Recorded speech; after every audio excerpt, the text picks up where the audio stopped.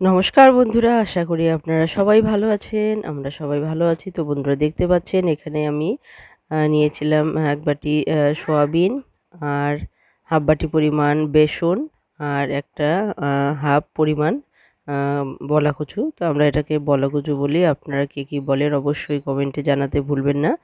তো এই কচু আপনারা অনেকভাবেই খেয়েছেন আর সয়াবিনও আপনারা অনেকভাবেই খেয়েছেন আর বেসনও হয়তো অনেকভাবে খেয়েছেন।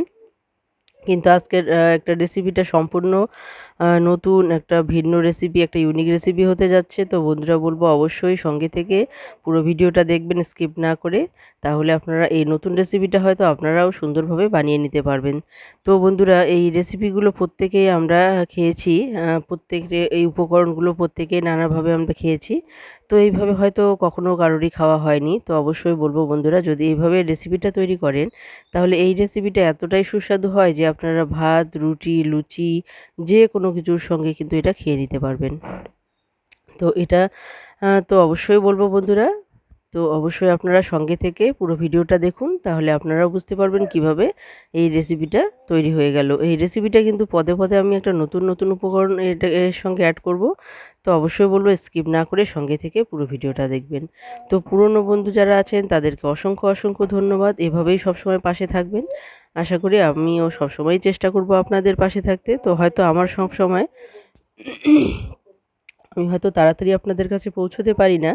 কিন্তু অবশ্যই আমি চেষ্টা করি মানে একটু লেটে হলেও আপনাদের কাছে পৌঁছানোর চেষ্টা করি। সবসময় আমার মাথায় থাকে যে আমাদের বন্ধুদের কাছে আমার অবশ্যই পৌঁছতে হবে।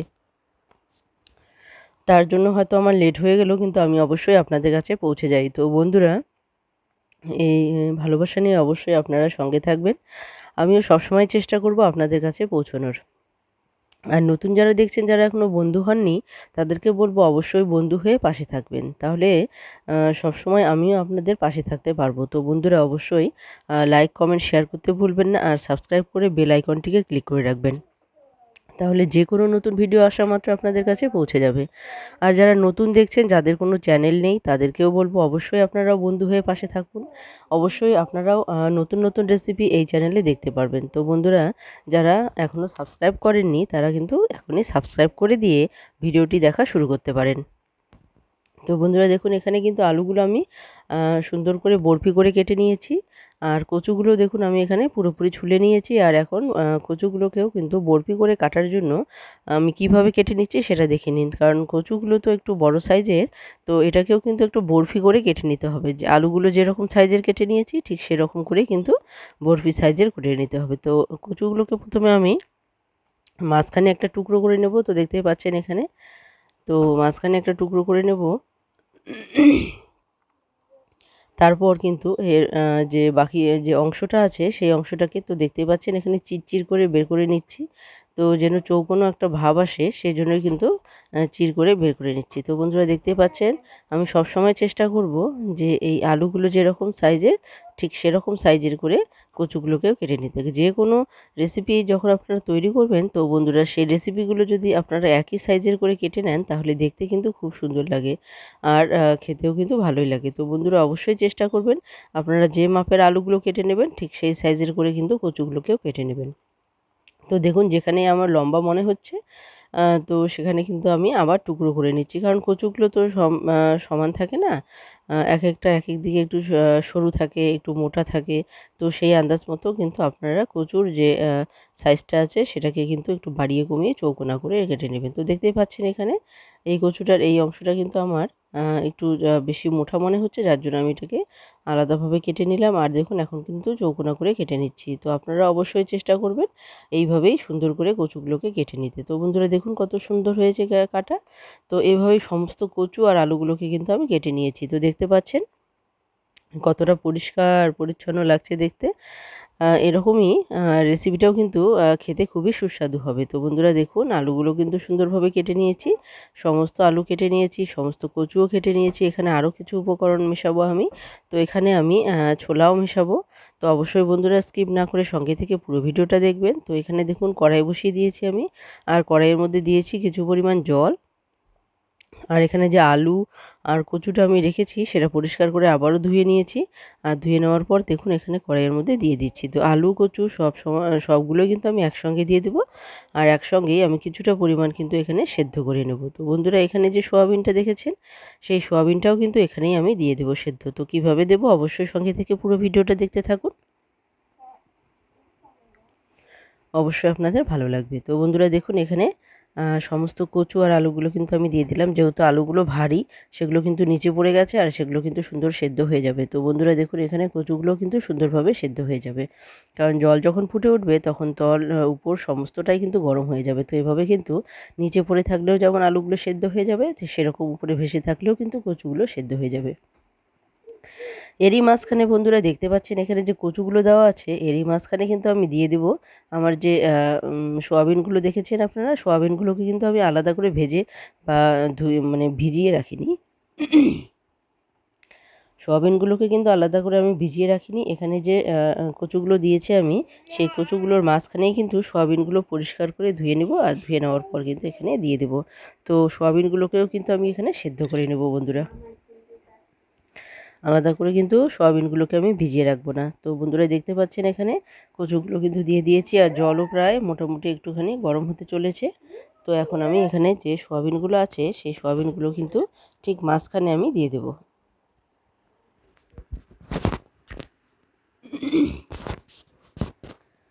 তো দেখতে পাচ্ছেন বন্ধুরা এখানে যে কচুগুলো আছে ঠিক তার মাঝখানেই কিন্তু সোয়াবিনগুলো আমি দিয়ে দিলাম।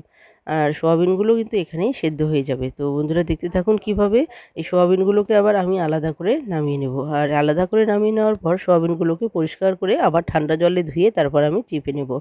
আর চিপে নেওয়ার পর এই যে সোয়াবিনগুলো আছে সেই সোয়াবিনগুলোকে কিন্তু আমি সুন্দর করে বেসনের মধ্যে চুবিয়ে একটা সুন্দর একটা বড়ার শেপ দেবো। এই সোয়াবিনগুলো কিন্তু আপনারা আমি যে বড়া করব সেই বড়াটা কিন্তু আপনারা মানে এতটাই সুন্দর লাগে খেতে, আপনারা কিন্তু সোয়াবিন এভাবেও বড়া বানিয়েও খেতে পারেন, পকোড়া বানিয়েও খেতে পারেন। তো বন্ধুরা দেখুন এখানে কিন্তু সোয়াবিনগুলো কিন্তু আমার হয়ে গেছে পুরোপুরি।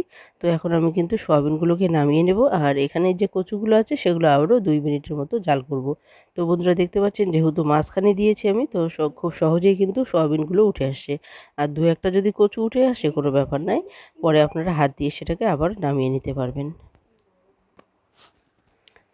তো দেখতে পাচ্ছেন বন্ধুরা এখানে কিন্তু খুব সুন্দরভাবে সোয়াবিনগুলো উঠে আসছে। তো দু একটা সাথে থাকতেই পারে, তো সেই কচুগুলোকে আপনারা আবার কচুর জায়গায় দিয়ে দেবেন।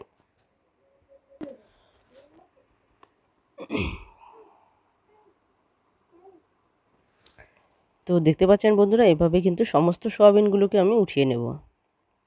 এখানে মাঝখানে দেওয়ার জন্য কিন্তু খুব সহজে উঠে এসেছে। তো দেখুন এখানে কিন্তু আর কোনো সোয়াবিন নেই। আর যদি একটা দুটো থাকেও তো আপনারা হাত দিয়ে সেটাকে তুলে নেবেন, কোনো অসুবিধা হবে না।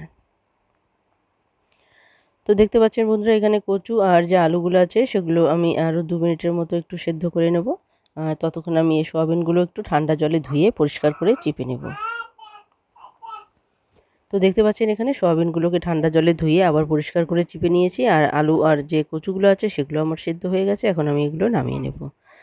তো বন্ধুরা দেখুন এখানে যে সোয়াবিনগুলো আছে তো সেগুলোকে কিন্তু আমি এখন লবণ শুধু হ্যাঁ হলুদ দেবো না, শুধু লবণ মাখিয়ে রেখে দেবো। যে বেসনটা আছে সেই বেসনের মধ্যে আমি স্বাদ মতো দিয়ে দিলাম লবণ আর বেসনটাও কিন্তু আমি এখন জলে গুলিয়ে রেখে দেবো। তো বেশি এটা পাতলা করব না আর বেশি মোটাও করব না, যেন যে সোয়াবিনগুলো আছে সেই সোয়াবিনগুলোর মধ্যে যেন ঢুকে যেতে পারে রসটা আর সুন্দরভাবে কিন্তু ফুলকো ফুলকো পকোড়া তৈরি হয়ে যাবে। তো আপনারা অবশ্যই বন্ধুরা স্কিপ না করে সঙ্গে থেকে পুরো ভিডিওটা দেখুন, অবশ্যই আপনাদের ভালো লাগবে। তো দেখুন এখানে যে কড়াই বসিয়ে দিয়েছি আর কড়াইও মোটামুটি আমার গরম হতে হতে এদিকে কিন্তু যে আছে সয়াবিন আছে সেই পকোড়াগুলো কিন্তু আলাদাভাবে আমি করে নেব।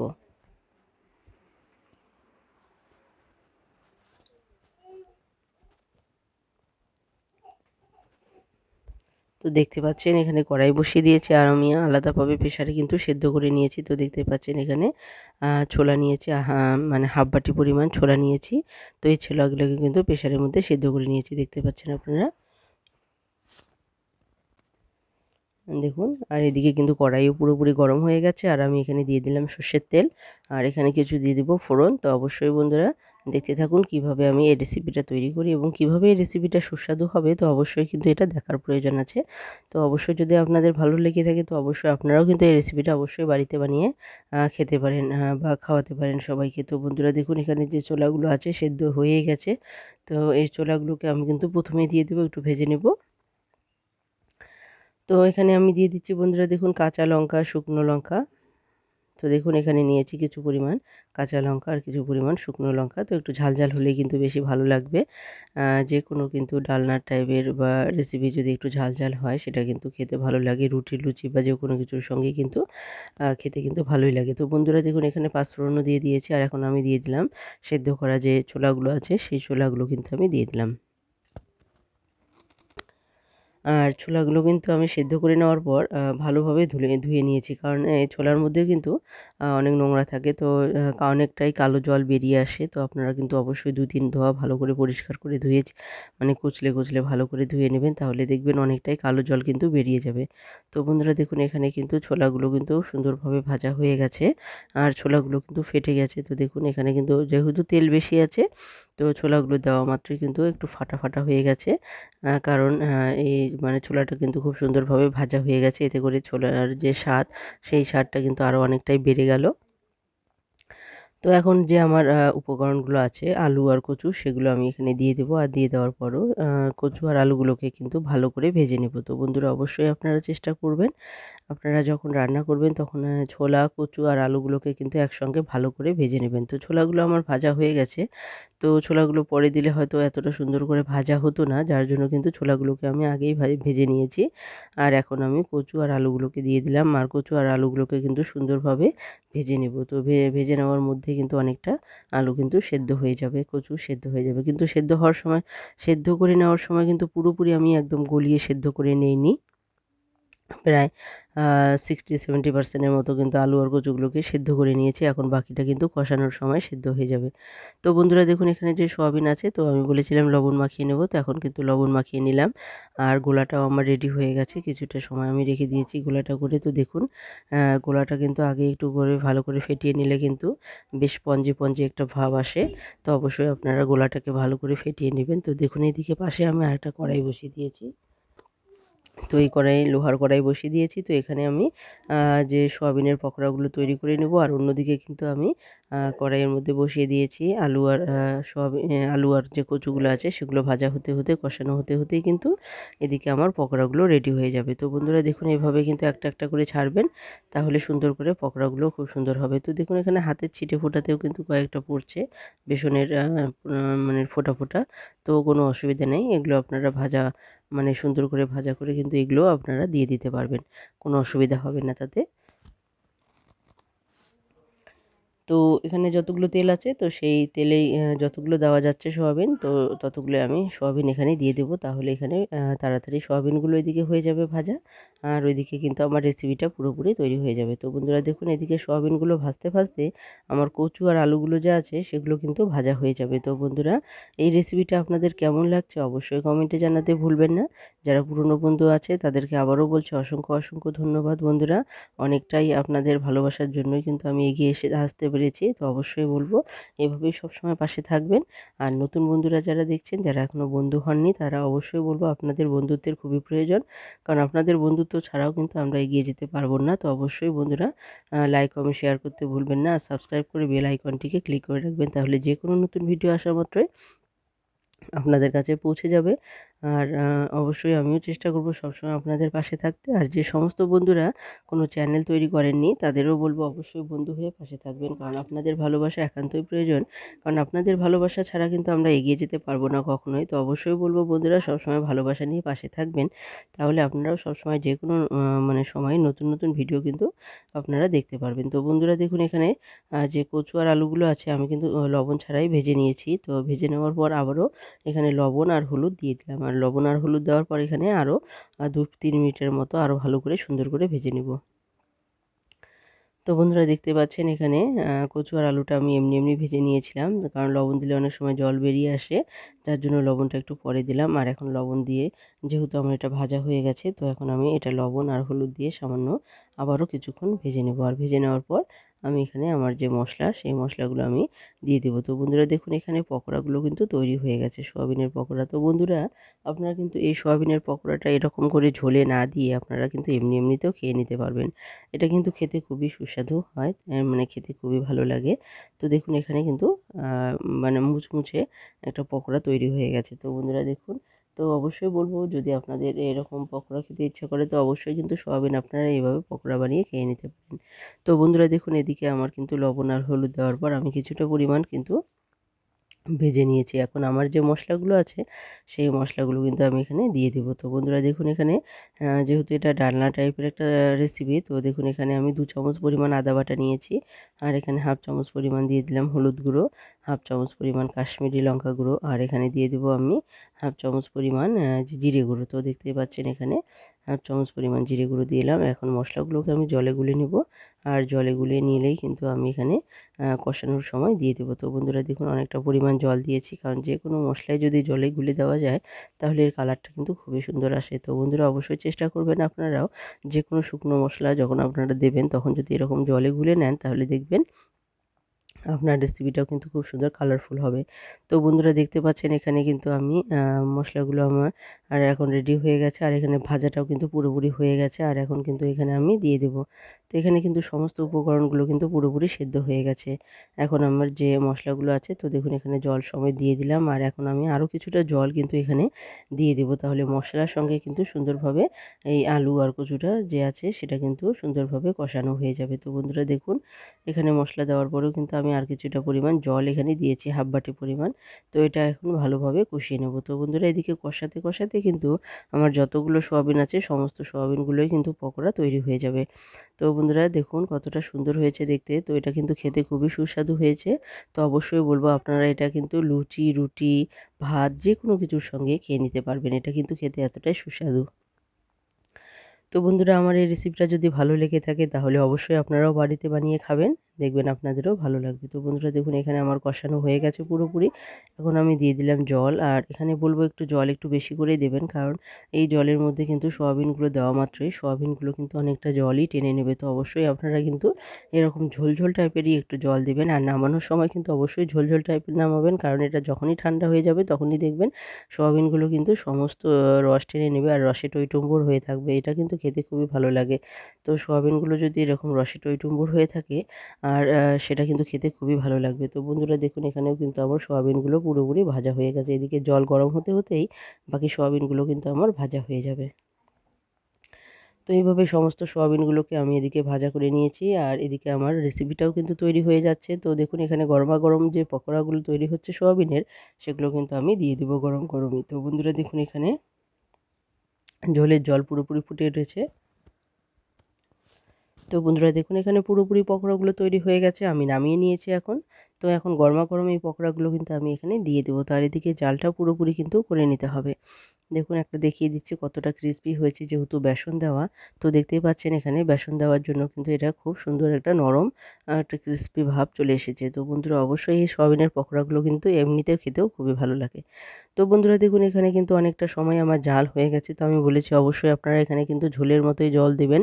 কারণ এটা কিন্তু যখন মানে বেসনের মানে চুবানো যে সয়াবিনগুলো আছে সেগুলো দিয়ে দিবেন তখন কিন্তু এগুলো জল টেনে নেবে। তো অবশ্যই কিন্তু আমি এটাকে আর বেশিক্ষণ জাল করব না। যা জাল করার কিন্তু আমি আগেই জাল করে নিয়েছি, ফুটিয়ে নিয়েছি। তো বন্ধুরা দেখতে পাচ্ছেন এখন আমি সোয়াবিনগুলো দিয়ে কিন্তু বেশি একদমও জাল করব না।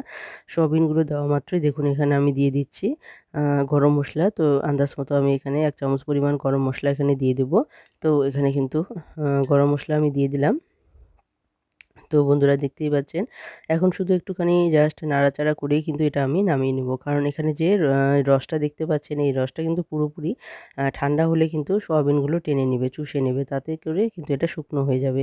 তো বন্ধুরা অবশ্যই আপনারা যখন রান্না করবেন তখন কিন্তু ঝোলের যে জলটা আছে পুরোপুরি আগে ফুটিয়ে নেবেন, আগে কিন্তু ফুটিয়ে নেবেন, কারণ সোয়াবিন দেওয়ার পর কিন্তু ভালোভাবে ফোটাতে পারবেন না, কারণ মানে ফুটিয়ে নিলে কিন্তু সোয়াবিনের যে পকোড়াগুলোর স্বাদ সেটা কিন্তু কমে যাবে। তো অবশ্যই আপনারা চেষ্টা করবেন সোয়াবিনগুলো দিয়ে কিন্তু একটুখানি নাড়াচাড়া করে নামিয়ে নিতে। তো বন্ধুরা দেখুন এখানে কিন্তু আমি নামিয়ে নিয়েছি, আর ঝোল ঝোল একটু দেখতে পাচ্ছেন। তো এই রসটা কিন্তু এখন পুরোপুরি সোয়াবিনগুলো টেনে নেবে, আর দেখবেন একটু শুকনো হয়ে যাবে। তো বন্ধুরা এই রেসিপিটা আপনাদের কেমন লাগলো অবশ্যই কমেন্টে জানাতে ভুলবেন না। আবারও বলছি, যদি ভালো লেগে থাকে তাহলে অবশ্যই আপনারাও বাড়িতে ট্রাই করে দেখবেন। আপনাদের খেতেও কিন্তু খুবই ভালো লাগবে। তো সোয়াবিনটা আপনারা অনেকেই খেয়েছেন। তো আগের সোয়াবিনের মতো কিন্তু এখন আর সোয়াবিনের সেরকম টেস্ট নেই।